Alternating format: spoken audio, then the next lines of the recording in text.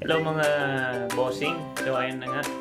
Bale, ang ginagawa natin ngayon, or ang gagawin natin ngayon, magka-handling tayo na tinatawag nila. So, titignan natin kung alin dito yung fertile at alin dito yung hindi fertile. Ngayon, kung gusto nyo pong malaman kung bakit kailangan natin ihiwala yung mga fertile sa hindi fertile.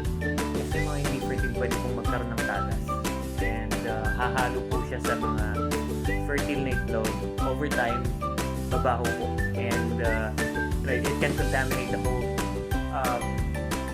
all of the eggs na nasa loob po ng incubator natin, including yung mga fertile na.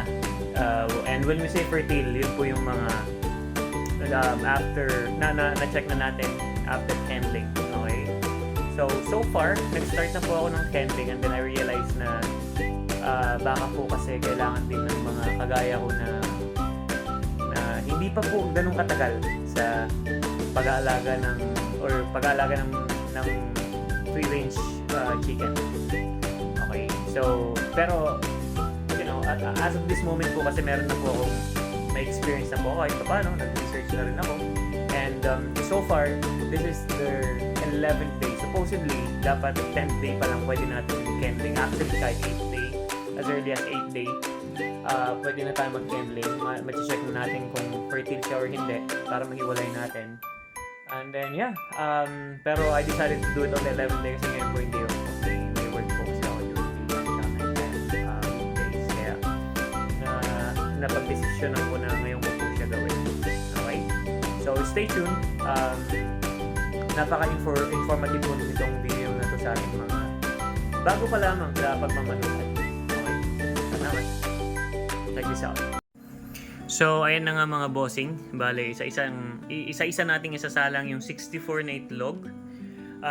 We'll try to see kung alin dito yung fertile at hindi. Ngayon, inon ko na yung candling station ng aking candling light ng aking incubator. Rhino po pala to, hindi po siya sponsored. Pero babanggitin ko na rin yung brand in case na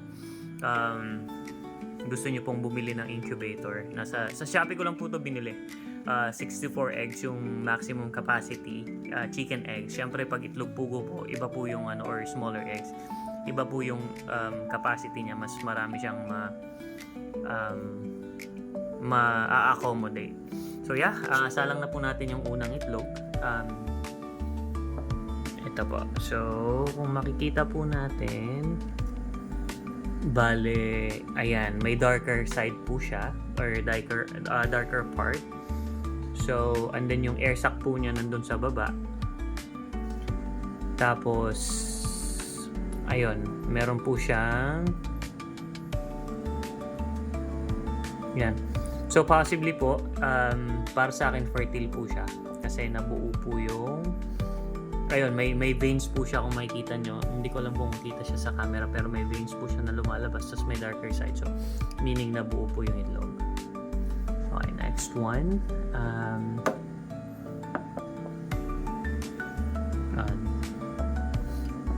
Yun.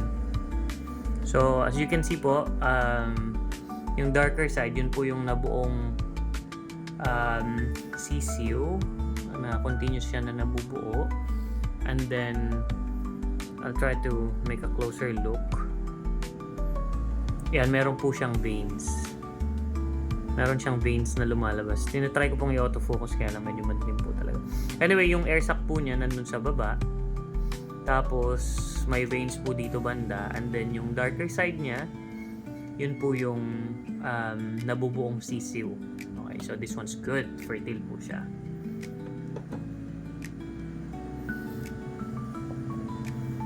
Moving along, ayan. So, may dark din yung part niya na to. And then, may mga veins. Tapos, yung air sac. Ayan, nandun. And yeah, this one's fertile.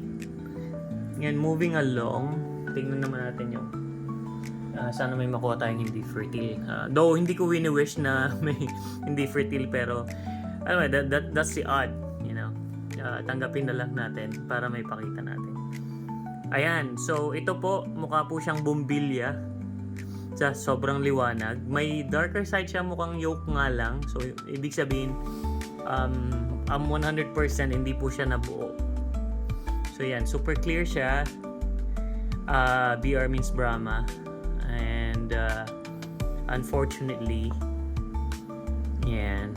We have to accept the fact na hindi po siya fertile. Moving along, itong egg din po na to, it seems like hindi po siya fertile. Ayan, super clear. Umiikot lang yung yolk niya sa loob. So yeah, isa to sa mga itlog na hindi fertile. So yan, I can continue what I'm doing, pero mukhang medyo marami-rami po to. This one's not good as well. Brahma egg. Sayang kasi medyo mahal po yung Brahma ngayon sa merkado. This one's not good. Super clear siya. Mukhang bumbilya. Seems like wala pong nasa loob. This one has a dark part sa loob. And then, hindi ko po alam kung kita sa sa candling, pero may veins po siya. So, fertile po to. Okay.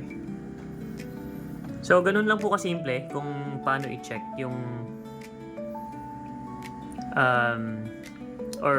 yung fertile or hindi.